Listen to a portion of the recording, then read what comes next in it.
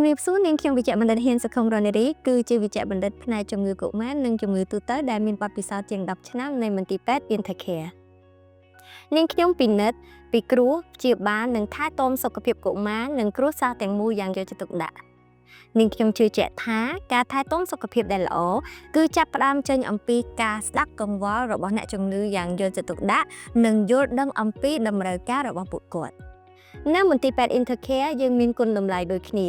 គឺការជឿជាក់ការគោរពនិងការថែទាំមិនត្រឹមតែអ្នកជំងឺតែម្នាក់ប៉ុណ្ណោះទេក៏ប៉ុន្តែសហគមន៍ទាំងមូលនាងខ្ញុំសូមអរគុណចំពោះការជឿទុកចិត្តកន្លងមកហើយនាងខ្ញុំពិតជាមានកិត្តិយសខ្លាំងណាស់ដែលបានថែទាំសុខភាពរបស់បុត្រធីតាលោកអ្នកនិងក្រុមគ្រួសាររបស់លោកអ្នកទាំងមូលដុកទ័រនារីស្ដាប់ពីកង្វល់របស់លោកអ្នកយ៉ាងយកចិត្តទុកដាក់ហើយថែទាំដោយបេះដូង